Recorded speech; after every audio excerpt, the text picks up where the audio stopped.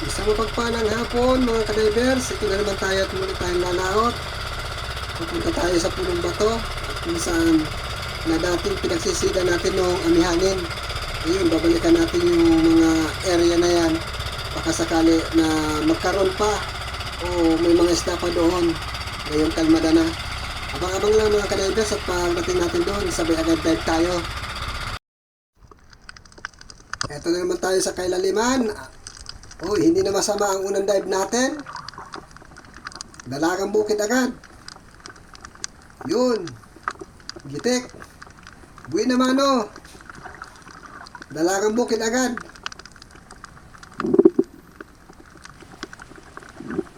Dito naman.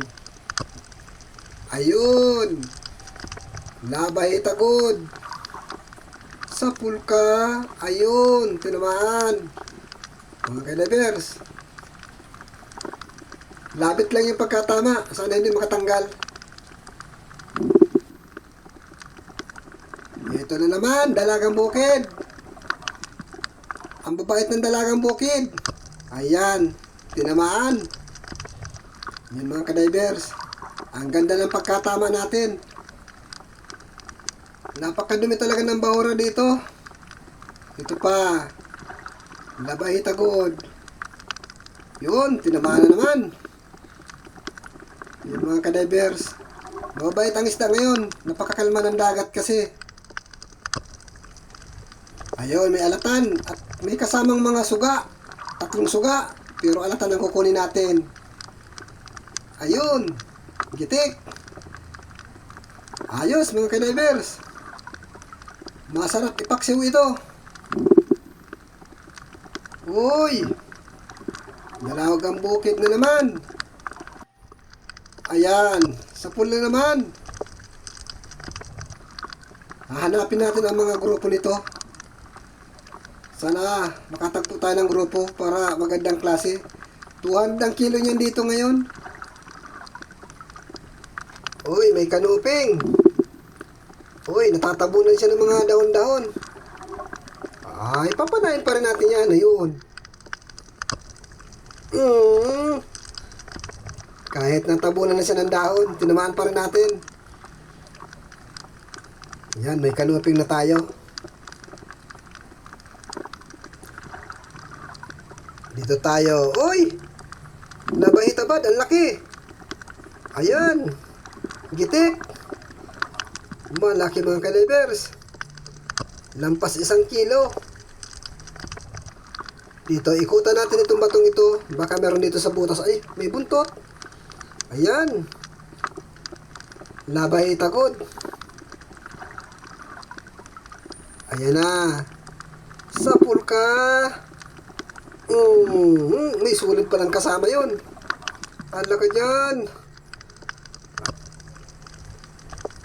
Labay tagod na naman yung nadali natin. Ayun, may dalagang bukid. Mukhang mailap. Antayin mo ko. Ang bilis mo naman lumangoy. Ayun na mga ka-divers. Di na kayang abutan. Sayang pa yung dalagang bukid. Napakabilis. Ito na lang, solid. Sa pulkang solid ka. Yan. Tinamaan. Ito pa, mayroon pang isa. At sana tamaan. Pag ganitong magalaw itong isang napana ko, baka hindi natin tamaan to. Pero subukan pa rin natin. Ayun, sabi ko na, sala. Ito, may solid. Siya itong hinabol natin kanina. Pinala natin na hindi tinamaan. Uy, ito na lang panahin natin. Mas malaki-laki ito. Sa pool. Tinamaan natin yung labay tabad. Malaki din ito. Bali, 2 labay tabad na malaki na nakuha natin. Ito, mayroong alatan. Magandang kulay, may dilaw-dilaw pa. Humarap ka.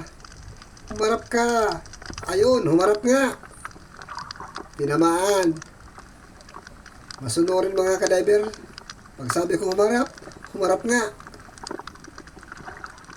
Dito, malalalim ang butas. Ayun, may nakita akong buntot na naman. Labay tabad. Dumirat sila sa loob. Hindi ka tuloy na pala. Dito kaya, sa kabila. Ayun! Buti naman. Nakabunot pa. Diretso sa ilalim. Ito, may nakikita ako dito. Labay tagod. Asintayin natin ng maayos para makuha natin. Sapul ka. Ayun, nakapunit. Punit talaga. Sundan natin dito. Ito, nandito. Yun, nakapunit na naman. Nasaan na? Wala na. Ayun na. Nasa pinakamalalim na. Sayang. Ito, buti na lang at merong kanuping sa unahan. Ito na lang. Sapul. Ayan mga ka-divers. Pamalit dun sa Nabahitagod. Ito, mayroon pang kanuping. Nakadapa-dapa. Sapul kang kanuping ka. Ayan. Napuruhan natin. Nasaan na daw yung mga dalagang bukid?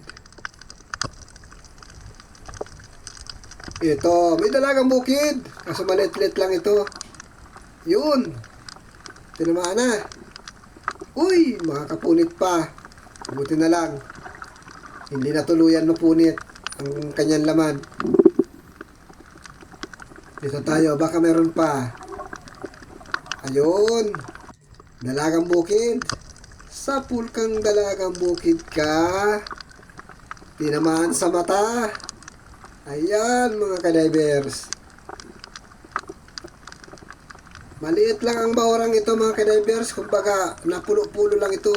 Ito. Dalagang bukid. Sapul ka. Ayun, parang baliwala. Pero masama ang tama.